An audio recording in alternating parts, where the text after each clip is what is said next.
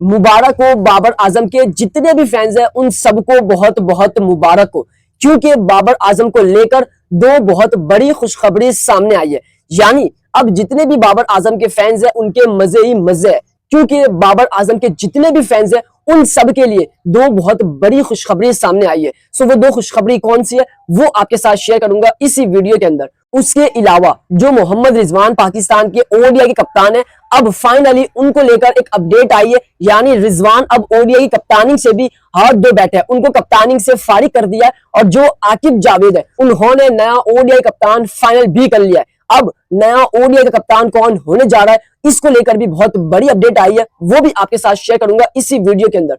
उसके अलावा पाकिस्तान टीम का एक बार फिर से हेड कोच तब्दील होने जा रहा है, और जो नया हेड कोच है उसका ऐलान भी हो चुका है। वो नया हेड कोच कौन है और क्यों तब्दील होने जा रहा है हेड कोच, वो भी आपके साथ शेयर करूंगा इसी वीडियो के अंदर। मगर आप तमाम फैंस से रिक्वेस्ट है कि आप तमाम फैंस इस वीडियो को एंड तक देखना, ताकि आपको ये तीनों इंपॉर्टेंट खबरों के बारे में मालूम पड़ सके। लेकिन उससे पहले मेरी आप तमाम फैंस से छोटी सी रिक्वेस्ट है कि भाई आप तमाम फैंस इस वीडियो को लाइक, चैनल को सब्सक्राइब और बेल आइकन को लाजमी प्रेस करें। दोस्तों सबसे पहले मेरा आपके लिए एक छोटा सा सवाल है, और उस सवाल का जवाब आपने कमेंट बॉक्स में लाजमी मेंशन करना है। वो सवाल ये कि आपके ख्याल में पाकिस्तान का ओडीआई का कप्तान कौन होना चाहिए, वो एक नाम आप कमेंट बॉक्स में लाजमी मेंशन करें। बट अब बात करता है सबसे पहले कि एक बार फिर से पाकिस्तान का हेड कोच तब्दील होने जा रहा है, और जो नया हेड कोच है उसका ऐलान भी हो चुका है। सो वो नया हेड कोच कौन है, पाकिस्तान का जो हेड कोच है उसको लेकर एक बार फिर से बड़ी अपडेट आई। यानी एक बार फिर से वही सिलसिला शुरू हो गया कि भाई पाकिस्तान के अंदर जो हेड कोच है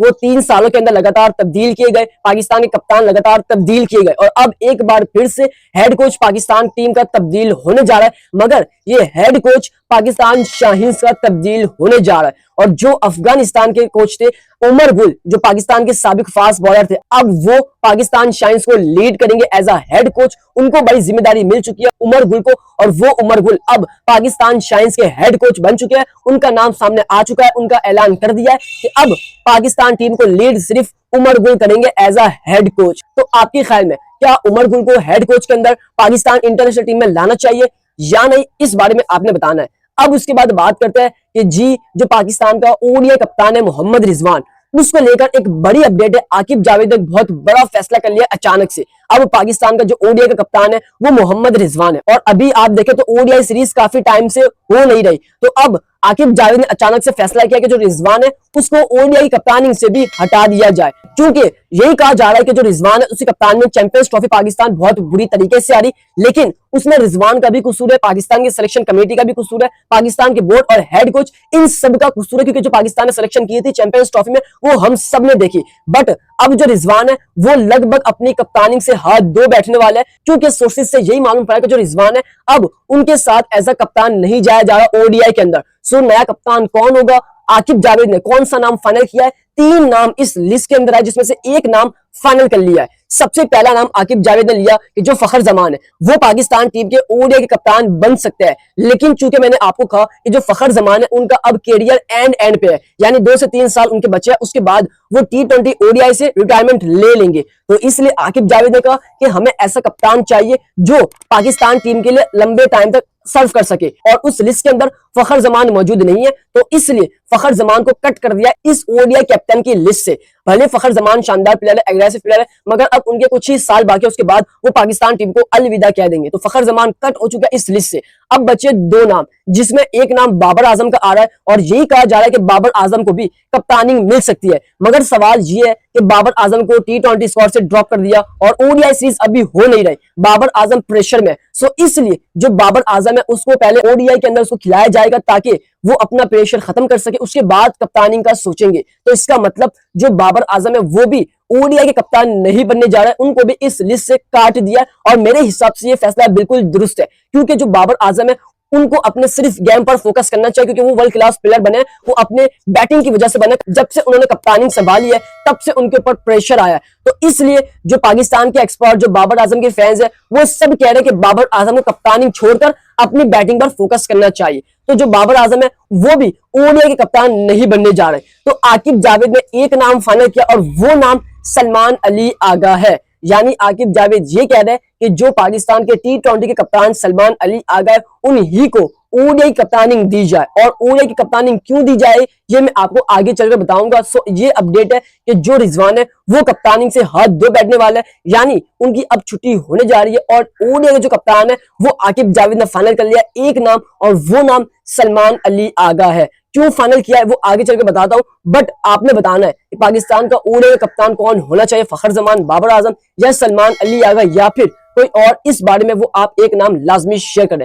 अब उसके बाद बात करते हैं कि मुबारक को बाबर आजम के जितने भी फैंस हैं उन सबको, क्योंकि बाबर आजम के फैंस के लिए दो बहुत बड़ी खुशखबरी सामने आई है, यानी बाबर आजम से रिलेटेड दो बड़ी गुड न्यूज सामने आई है, जिसमें से मैंने आपको कल या परसों बताया था कि पाकिस्तान का जो बांग्लादेश के खिलाफ दौरा है उसके बाद वेस्ट इंडीज का टूर करना है। और यही कहा जा रहा था कि जो 3 T20 और जो 3 ओडीआई है वो सीरीज कैंसिल हो चुकी है और 5 T20 पर मुश्तमिल है। बट मैंने आपको कल या परसों वाली वीडियो में बताया कि जो मेरे सोर्सेज ने अपडेट दिया वो यही दिया है कि जो T20 सीरीज है वो 3 मैचेस पर मुश्तमिल है और ओडीआई भी अपने शेड्यूल के मुताबिक होंगे। और अब जो वेस्ट इंडीज क्रिकेट बोर्ड है उन्होंने कंफर्म कर दिया है कि पाकिस्तान और वेस्ट इंडीज के दरमियान जो सीरीज होने जा रही है वो 3 T20 और 3 ओडीआई की होने जा रही है, और उसका शेड्यूल भी सामने आ चुका है। पहले मैं आपके साथ शेड्यूल शेयर करता हूं। वो शेड्यूल ये, यानी पहला T20 मैच जो है वो 31 जुलाई को खेला जाएगा, उसके बाद दूसरा T20 मैच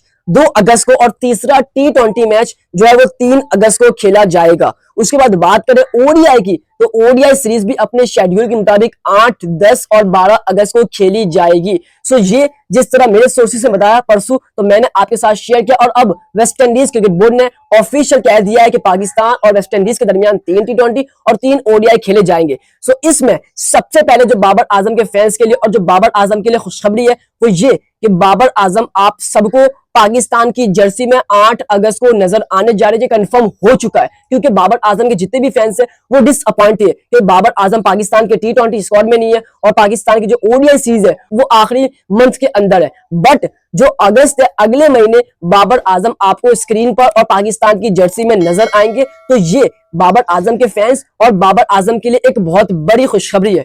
उसके बाद दूसरी बड़ी खुशखबरी ये कि जो बाबर आजम के फैंस थे उनको क्रिकेट में मजा ही नहीं आ रहा था, क्योंकि बाबर आजम स्क्रीन पर मौजूद नहीं थे। सो अब जितने भी बाबर आजम के फैंस हैं वो काफी खुश है, और वो यही कह रहे हैं कि अब असल मजा आएगा क्रिकेट में। पाकिस्तान और वेस्ट इंडीज के दरमियान जो 8 अगस्त को शुरू होने जा रही है ओडीआई सीरीज, तब पाकिस्तान टीम को और पाकिस्तान के क्रिकेट को देखने में काफी मजा आएगा, क्योंकि उसमें बाबर आजम पाकिस्तान के स्क्वाड और प्लेइंग 11 और मैदान के अंदर मौजूद होंगे। तो भाई ये दो बहुत बड़ी गुड न्यूज थी बाबर आजम के फैंस के लिए और बाबर आजम के लिए कि बाबर आजम अब आपको पाकिस्तान जर्सी और आपको स्क्रीन पर नजर आएंगे 8 अगस्त को। सो जितने भी बाबर आजम के फैंस हैं वो बाबर आजम के लिए एक जुमला लाजमी मेंशन करें। सो जाते जाते सब्सक्राइब करें, इस वीडियो को लाइक करें। उम्मीद करता हूं कि आपको मेरा आज का व्लॉग काफी पसंद आया होगा।